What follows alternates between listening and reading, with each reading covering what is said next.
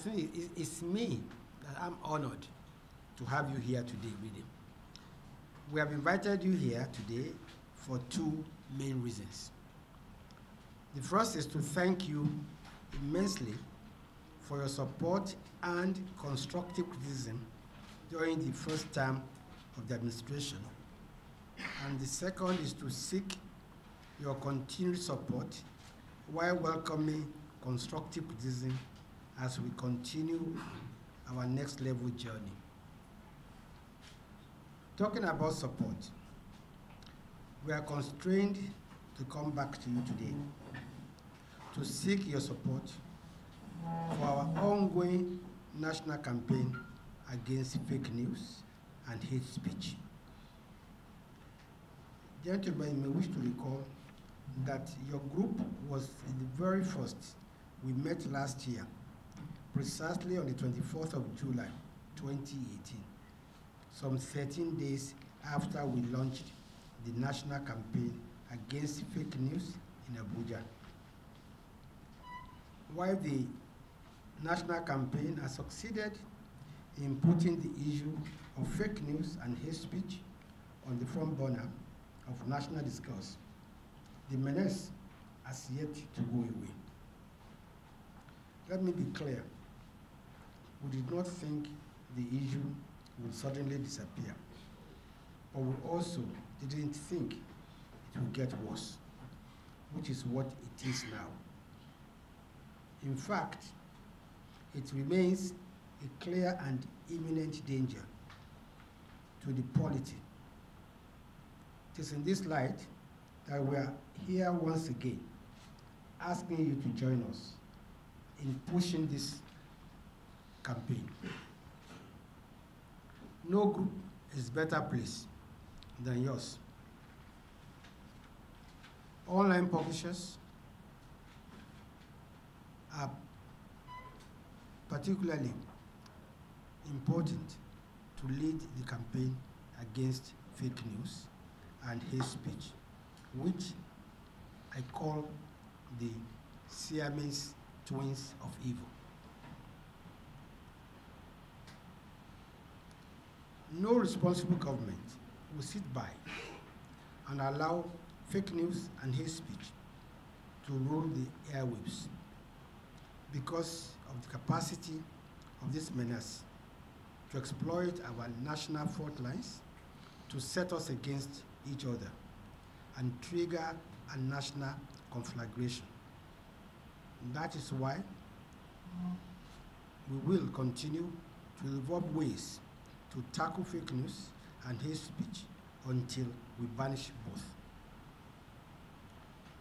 As part of such efforts, I recently set up a committee on the implementation of the recommendations that were approved by Mr. President to inject sanity into the nation's broadcast industry, following the unprofessional and unethical conduct of some broadcast stations, especially before and during the last general elections.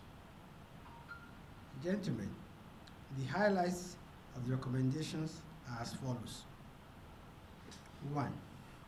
Independence of the NBC, that is the National Broadcasting Commission, from political interference in the exercise of its regulatory powers, particularly with respect to the issuance and withdrawal of broadcasting license. 2. A review of the National Broadcasting Code and extant broadcasting laws to reflect the following amendments. A. Upward review of fines from $500,000 to $5 million for breaches relating to hate speech, inciting comments, and indecency.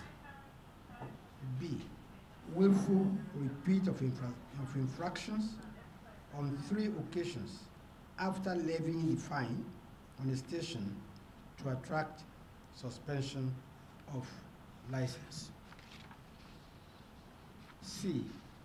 Upgrading of the breach of political comments relating to hate speech and divisive comments to Class A offense in the Broadcasting Code. D.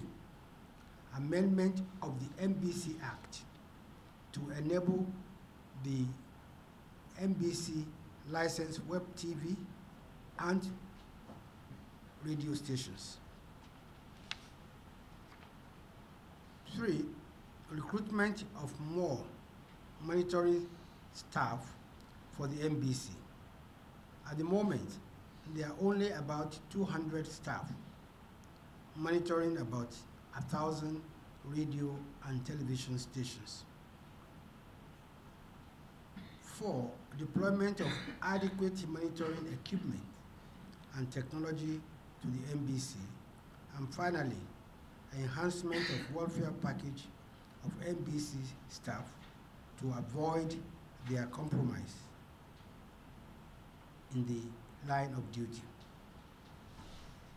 The committee is also saddled with ending all forms of monopoly detrimental to the actualization of the immense potentials of the broadcast industry.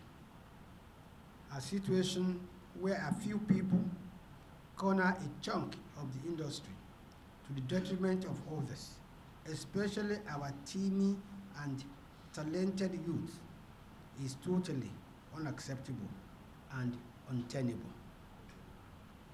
Since the inauguration of this committee, there have been attacks, many of them sponsored from some quarters.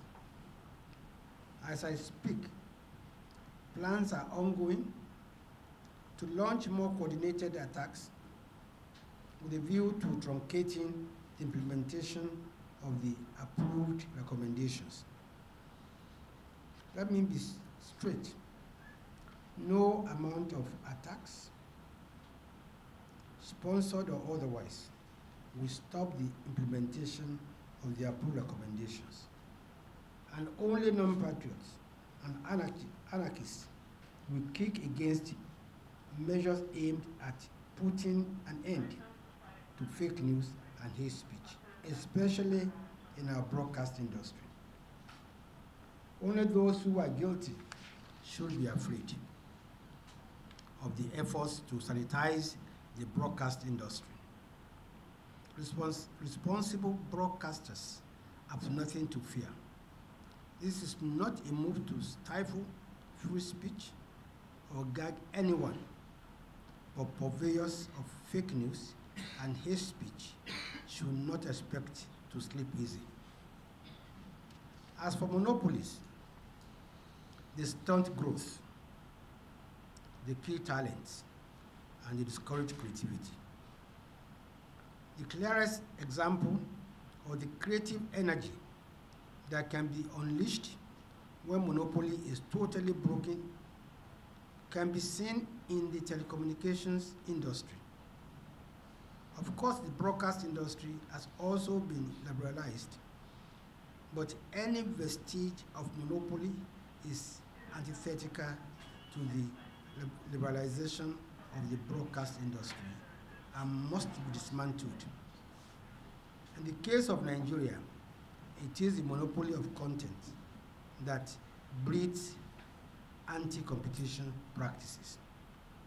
You cannot use your financial or whatever power to corner and hold on tight to a chunk of the market, preventing others from having access.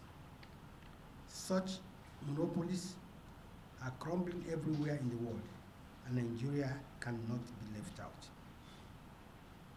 Gentlemen, we expect you to remain in the vanguard of the efforts to tackle fake news and hate speech. We expect you to educate our people on the efforts being made, especially by the government in this regard.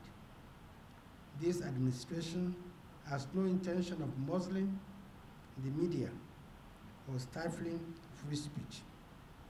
Our campaign is against fake news and hate speech, and we will not rest until our media space has been rid of fake news and hate speech. I thank you for your kind attention.